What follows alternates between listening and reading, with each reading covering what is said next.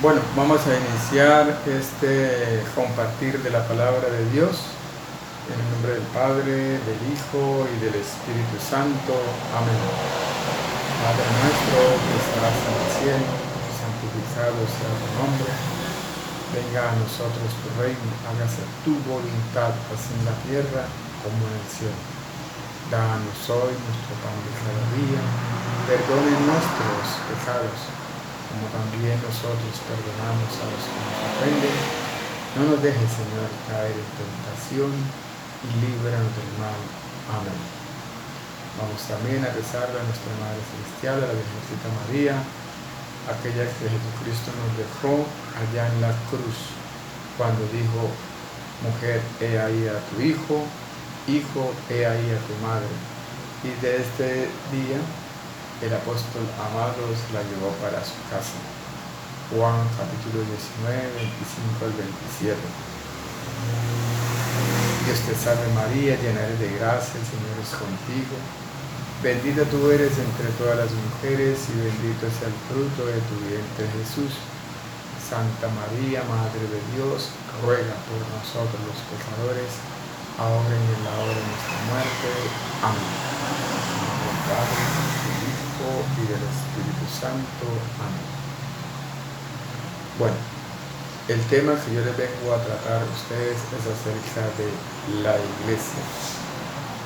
Vamos a hablar de la iglesia, pero de la iglesia verdadera, la iglesia que Cristo fundó hace 2000 años, cuando dijo en Mateo capítulo 16, versículo 18: tú eres Pedro, y sobre esta piedra edificaré mi iglesia. Jesucristo fundó una sola iglesia y dejó como representante de esa iglesia a Pedro. A Pedro lo dejó encargado de esa iglesia, lo dejó como representante de esa iglesia, y también le dio autoridad sobre ella, cuando le dijo: a ti, Pedro, te doy la llave del reino de los cielos. Lo que ates en la tierra quedará desatado en el cielo, y lo que desates en la tierra quedará desatado en el cielo. Entonces le da autoridad a Pedro sobre esa iglesia, y es una sola la iglesia que Jesucristo fundó. La palabra iglesia significa asamblea o congregación.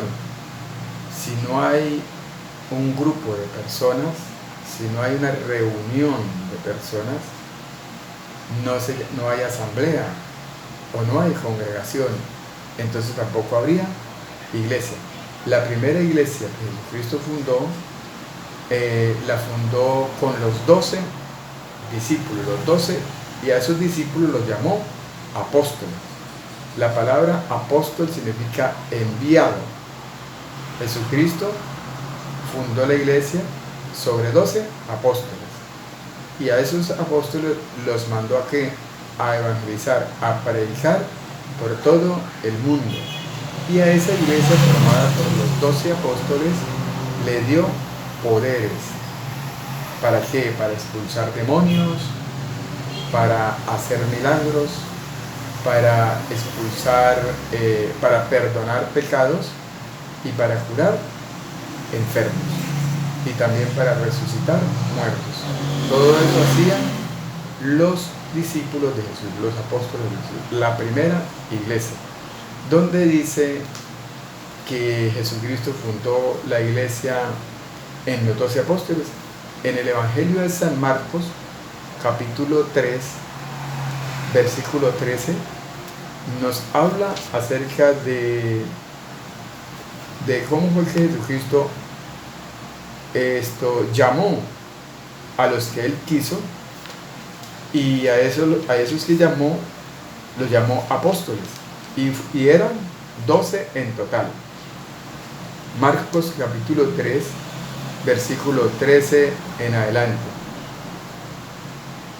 Después subió al monte, llamó a los que Él quiso, y ellos se acercaron a Él, y designó a 12 para que estuvieran con Él y para enviarlos a predicar, con poder de echar los demonios.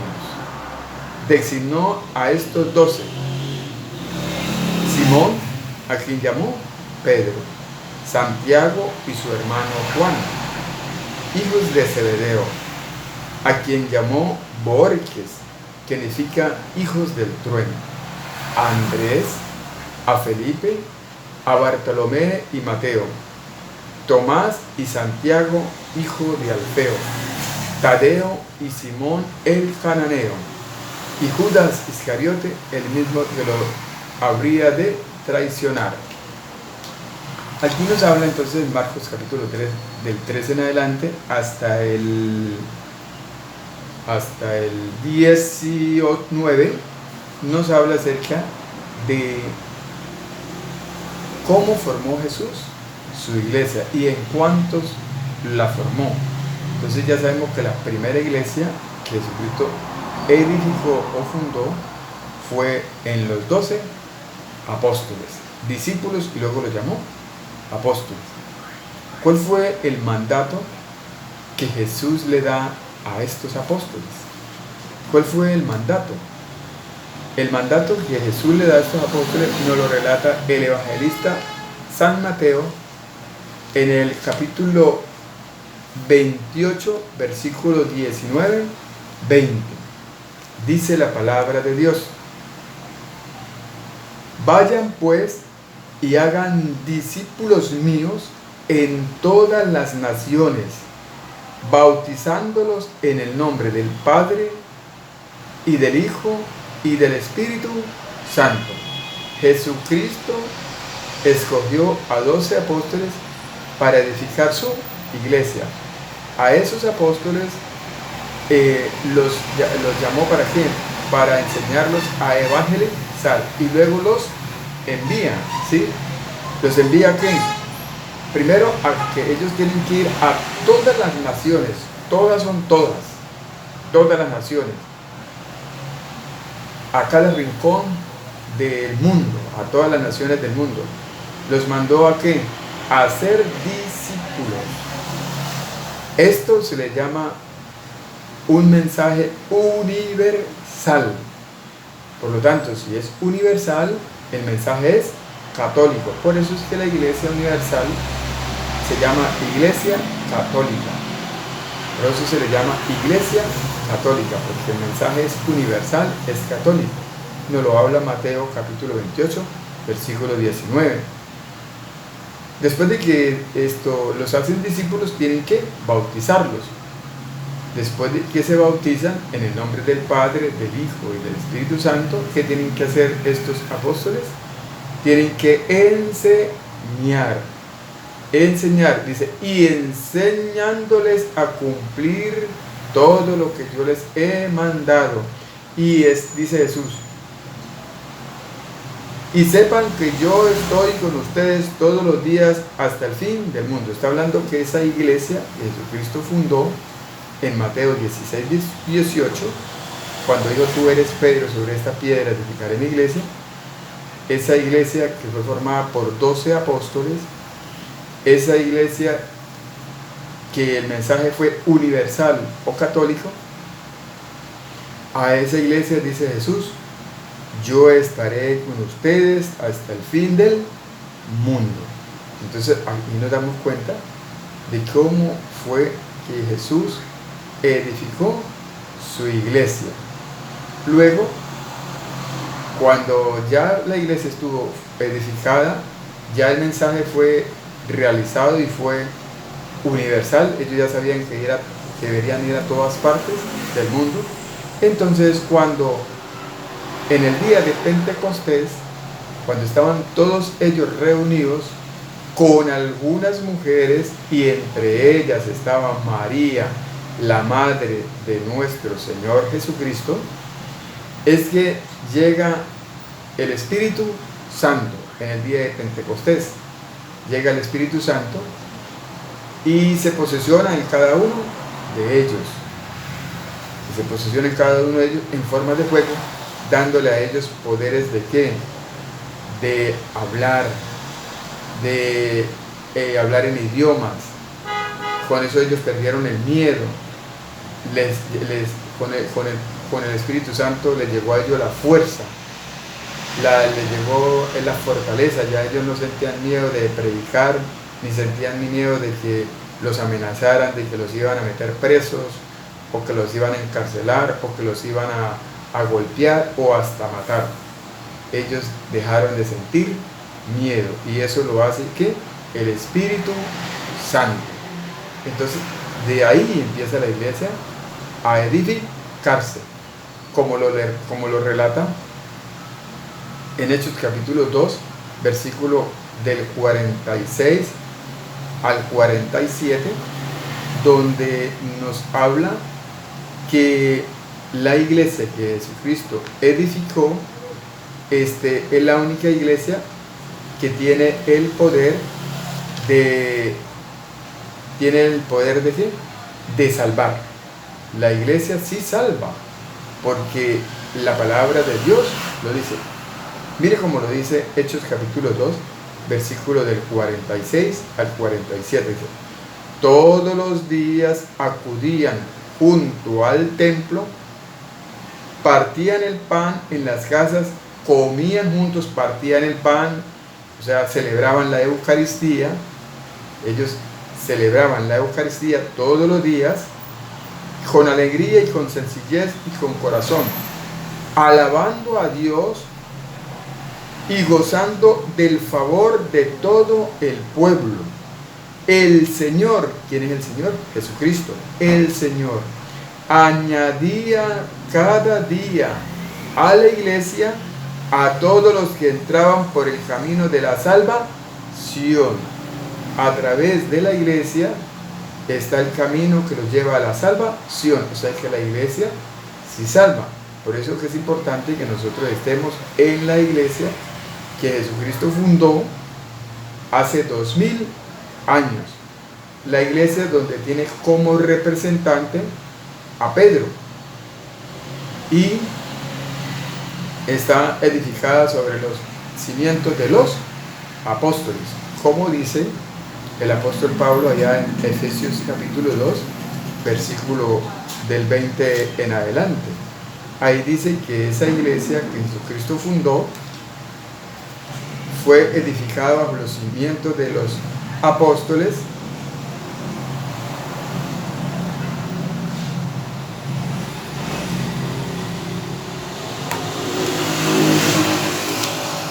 fue edificada bajo los cimientos de los apóstoles.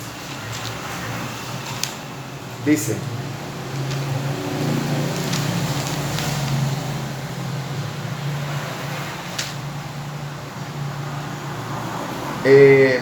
Efesios capítulo 2, versículo 20: edificado sobre el fundamento de los apóstoles y de los profetas. La piedra angular de este edificio es Cristo Jesús, en el que todo el edificio perfectamente ensamblado se levanta para convertirse en un templo sagrado al Señor. Entonces ahí está hablando de la iglesia, y está hablando de que esa iglesia fue edificada bajo el cimiento de los apóstoles, donde tiene como piedra angular a Jesucristo, y como representante de esa piedra, como jefe como representante de esa iglesia, o como jefe de esa iglesia, tenemos a Pedro, que Pedro es el primer papa. Después de Pedro han sucedido 266 papas, con el que está ahora, que es el Papa Francisco. A esa iglesia universal, a esa iglesia que nos salva, también Pablo nos dice que Jesucristo la compró con su propia sangre, como nos lo habla en Hechos capítulo 20, versículo 28, donde dice que esa iglesia nos salva.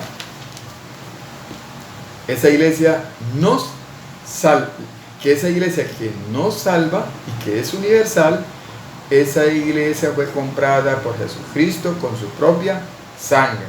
Hechos capítulo 20, versículo 28.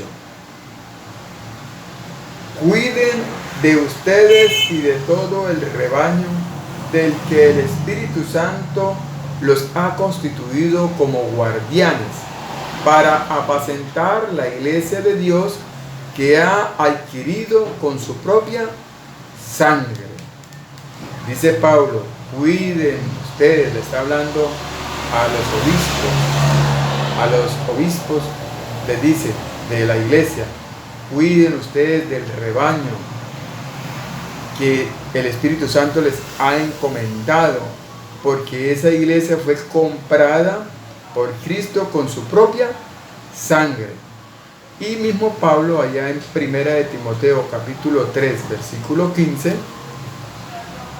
dice que esa iglesia que Jesucristo compró con su propia sangre, en esa iglesia está la base y columna de la verdad.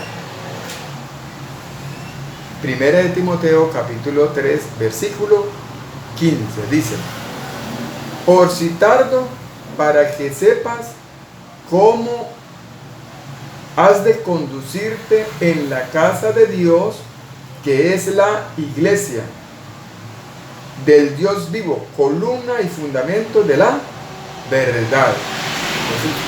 Entonces, esa iglesia, la que tiene 2000 años, la que nos da la salvación, la que fue comprada con la sangre de nuestro Señor Jesucristo, esa iglesia es base y columna de la verdad. ¿Y quién es la verdad? Es Jesucristo. Quiere decir que en esa iglesia es que nosotros conocemos a Jesucristo. Y a través de Jesucristo vamos a obtener ¿qué? La salvación y la vida eterna. Y también el perdón de los pecados. Pero también Pablo nos dice que esa iglesia, que es base y columna de la verdad, está la multisabiduría de Dios. ¿Está la qué? La multisabiduría de Dios. Y eso nos lo habla Efesios capítulo 3, versículo 10. Dice: así, de ahora en adelante, por medio de la iglesia, los principados y potestades celestiales podrán conocer la incalculable sabiduría de Dios. ¿Qué hay en la iglesia? La incalculable sabiduría de Dios. De ahí la importancia de estar en esa iglesia, la iglesia que Cristo fundó allá en Mateo 16, 18, cuando dijo: tú eres Pedro, sobre esta piedra edificaré mi iglesia. Y termina Pablo diciendo en Efesios capítulo 3, versículo 20, termina diciendo que esa iglesia es donde nosotros le damos la gloria a Dios, que a Dios no se le da la gloria en ningún otro lugar, en ninguna otra parte. Si alguien dice: no, es que yo le puedo dar la gloria de Dios en mi casa, o yo le puedo dar la gloria de Dios en la calle, o le puedo dar la gloria de Dios en cualquier sitio. No, Pablo dice que la gloria a Dios se le da es en la iglesia. Efesios capítulo 3, versículo 20, 21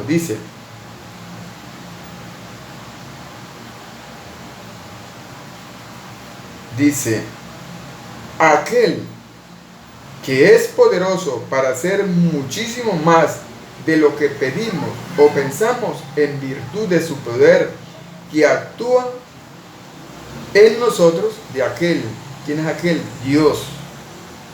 A él, ¿a quién? A Dios. La gloria en la iglesia.